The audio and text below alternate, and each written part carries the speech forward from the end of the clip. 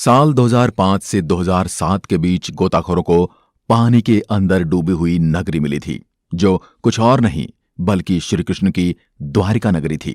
जिस द्वारिका नगरी को भगवान श्री कृष्ण ने बसाया था, आखिर उसके साथ ऐसा क्या हुआ कि पूरी की पूरी नगरी जल में समा गई। जिस साम्राज्य के कभी भगवान कृष्ण स्वामी हुआ करते थे, आज वह कहाँ गया? वहां क्या घटनाएं घटी जिसकी वजह से इतनी बड़ी नगरी पानी में डूब गई? तो चलिए फिर इन सवालों के जवाब जानने के लिए आपको लिए चलते हैं इतिहास के पन्नों में। आप देख रहे हैं mystery of God YouTube channel. जानकारी के लिए चैनल को सब्सक्राइब कर सकते हैं। सबसे पहले जानते हैं कि आखिर श्री कृष्ण द्वारका क्यों गए थे।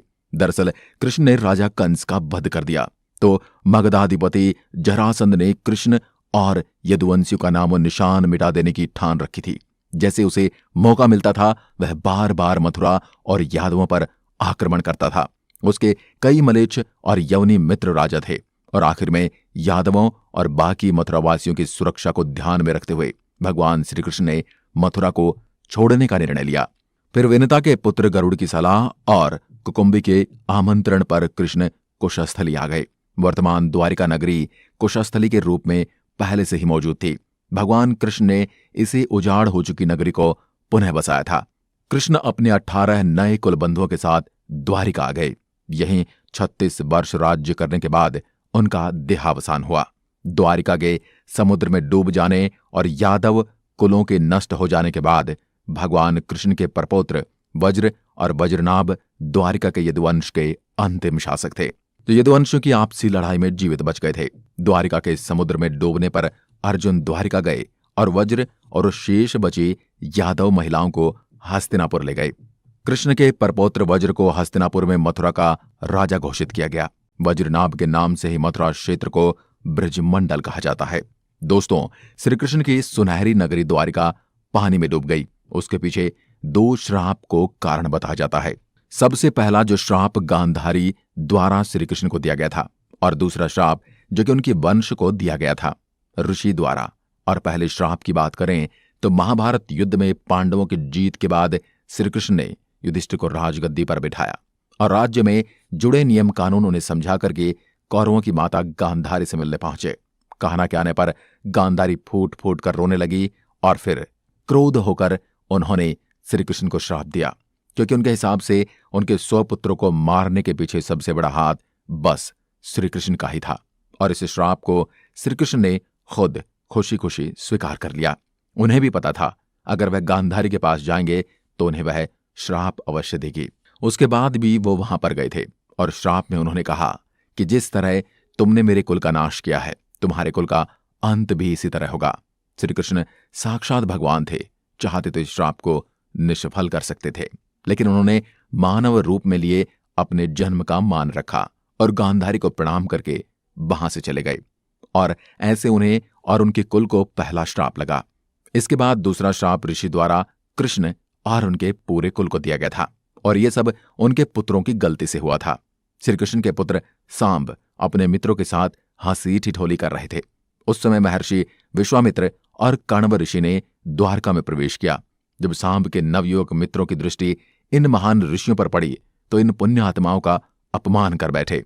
इन युवकों ने सांब को एक महिला के वेश में तैयार किया और महर्षि विश्वामित्र और कण्व ऋषि के सामने पहुंचकर उनसे बोले, ये स्त्री गर्भवती है, आप देखकर बताइए कि इसके गर्भ से क्या उत्पन्न होगा।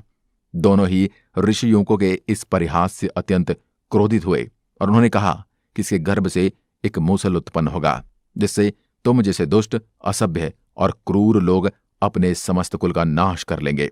इस घटना का पता श्री कृष्ण को चला तो उन्होंने कहा, यह ऋषियों की वाणी है, व्यर्थ नहीं जाएगी। और अगले ही दिन सांब ने एक मूसल उत्पन्न किया।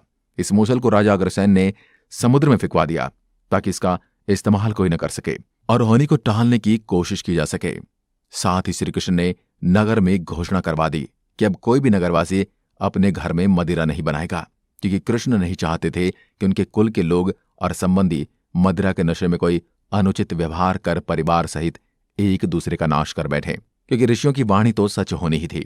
और उस वक्त यादवों में काफी ज्यादा गुरूर आ गया था, जिस वजह से मदिरा उनके सीधा दिमाग पर काबू कर लेती। और ऐसे में उससे क्या पाप होते ये कोई नहीं जानता, और यादवों को मदिरा पीना बेहद ही पसंद था। यानी ये सब धीरे धीरे अधर्मी बनते जा रहे थे। धार्मिक पुस्तकों के आधार पर महाभारत युद्ध के 36 वर्ष के बाद द्वारिका नगरी में बहुत अपशकुन होने लगे थे। यहां पर एक कहानी के मुताबिक चूहों की आबादी भी काफी बढ़ गई थी, जिससे अनाज भी बिगड़ रहा था। उन लोगों का रहना भी मुश्किल हो रहा था। यहां पर एक के बाद एक मुसीबतें आती जा रही थी। ऐसे में श्री कृष्ण समझ गए थे कि गांधारी का श्राप अब सच होने का समय आ रहा है। कान्हा ने सभी यदुवंशी पुरुषों को तीर्थ पर जाने के लिए कहा। इस पर सभी लोग द्वारिका नगरी से तीर्थ के लिए निकल गए। प्रभास क्षेत्र में आने पर विश्राम के दौरान किसी बात पर ये लोग आपस में भिड़ गए। यह बहसबाजी झगड़े में बदली और झगड़ा मारकाट में बदल गया। इस दौरान ऋषियों का श्राप इस रूप में फलीभूत हुआ कि सामने जिस मूसल को उत्पन्न किया था, उसके प्रभाव से प्रभास क्षेत्र में खड़ी एर का घास को लड़ाई के दौरान जो भी उखाड़ता, वो एर का घास मूसल में परिवर्तित हो जाती। और ये कोई ऐसी वैसी मूसल नहीं थी, ये ऐसी मूसल थी जिसका एक प्रहारी व्यक्ति के प्राण लेने के लिए पर्याप्त था। इस लड़ाई में श्रीकृष्ण के पुत्र प्रद्युम्न भी मारे गए। सूचना मिलते ही कान्हा प्रभास क्षेत्र पहुंचे। अपने पुत्र और प्रियजनों को मृत देखकर श्रीकृष्ण ने क्रोध में वहां खड़ी एर का घास उखाड़ ली और हाथ में आते ही उस घास ने मूसल का रूप ले लिया। लड़ाई में जो लोग बचे रह गए थे, जिन्होंने अपने परिजनों को मारा था, श्रीकृष्ण ने एक एक बार से उन सभी का वध कर दिया। अंत में सिर्फ श्रीकृष्ण, उनके सारथी दारुक और बलराम बचे। इस पर श्रीकृष्ण ने दारुक से कहा कि हस्तिनापुर जाकर अर्जुन को यहां ले आओ। फिर बलराम को वहीं रुकने को कहा और स्वयं अपने पिता को इस संहार के बारे में सूचित करने द्वारिका चले गए। कान्हा ने वासुदेव जी को इस नरसंहार के बारे में बताया और कहा कि जल्द यहां अर्जुन आएंगे। आप नगर की स्त्रियों और बच्चों को लेकर अर्जुन के साथ हस्तिनापुर चले जाइएगा।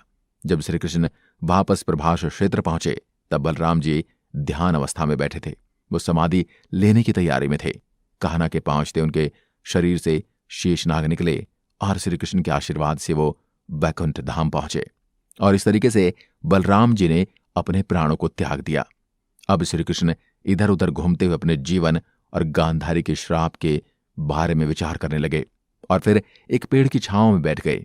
और कुछ कहानी के अनुसार वो समाधि लेने के ध्यान में बैठे थे और अपने देह को त्यागने वाले ही थे। उसी समय जरा नामक एक शिकारी का बाण उनके पैर में आकर लगा, जिसने दूर से उनके पैर के अंगूठे को हिरण का मुख समझकर बाण चला दिया था। जब वह शिकारी शिकार उठाने पहुंचा तो श्रीकृष्ण को देखकर क्षमा मांगने लगा। कान्हा ने उसे अभयदान देकर देह त्याग दी। अर्जुन ने द्वारका पहुंचकर वासुदेव जी से कहा कि वह नगर में शेष बचे सभी लोगों को हस्तिनापुर चलने की तैयारी का आदेश दें। फिर अर्जुन ने प्रभास क्षेत्र जाकर सभी यदुवंशों का अंतिम संस्कार किया। अगले दिन वासुदेव जी ने प्राण त्याग दिए। उस पर उनका अंतिम संस्कार कर अर्जुन सभी महिलाओं और बच्चों को लेकर द्वारिका से निकल गए। जैसे उन लोगों ने नगर छोड़ा, द्वारिका का राजमहल और नगरी समुद्र में समा गए। उसी नगरी के पिलर और अवशेषों के बारे में समुद्र से जुड़ी अलग अलग रिसर्च के दौरान जानकारी मिलती रही। पहले भारतीय वायुसेना के पायलटों ने समुद्र के ऊपर से उड़ान भरते हुए नोटिस किया था और उसके बाद 1970 के जामनगर के गजेटियर में इसका उल्लेख किया गया था। उसके बाद इन खंडों के बारे में दावों प्रतिदावों का दौर चल पड़ा। बहरहाल जो शुरुआत आकाश से वायुसेना ने की थी, उसकी सच्चाई भारतीय नौसेना ने सफलतापूर्वक उजागर कर दी। एक समय था जब लोग कहते थे द्वारिका नगरी एक काल्पनिक नगर है, लेकिन इस कल्पना को सच साबित कर दिखाया आर्कियोलॉजिस्ट प्रोफेसर SR राव ने। प्रोफेसर राव और उनकी टीम ने 1979 से 80 में समुद्र में 560 मीटर लंबी द्वारका की दीवार की खोज की। साथ में उन्होंने वहां पर उस समय के बर्तन भी मिले और 1528 ईसा पूर्व से 3000 ईसा पूर्व के ये बर्तन हैं। इसके अलावा सिंधु घाटी सभ्यता के भी कई अवशेष उन्होंने खोजे। इस जगह पर भी उन्होंने खुदाई में कई रहस्य खोले जहां पर कुरुक्षेत्र का युद्ध हुआ था। पहले 2005 फिर 2007 में भारतीय पुरातत्व सर्वेक्षण के निर्देशन में भारतीय नौसेना के गोताखोरों ने समुद्र में समाई द्वारिका नगरी के अवशेषों के नमूनों को सफलतापूर्वक निकाला। उन्होंने ऐसे नमूने एकत्रित किए जिन्हें देखकर आश्चर्य होता है। 2005 में नौसेना के सहयोग से प्राचीन द्वारिका नगरी से जुड़े अभियान के दौरान समुद्र की गहराई में छोटे कटे छटे पत्थर मिले और लगभग 200 नमूने एकत्र किए। दोस्तों, आज की वीडियो में बस इतना ही। वीडियो में यहां तक बने रहने के लिए आपका बहुत बहुत धन्यवाद।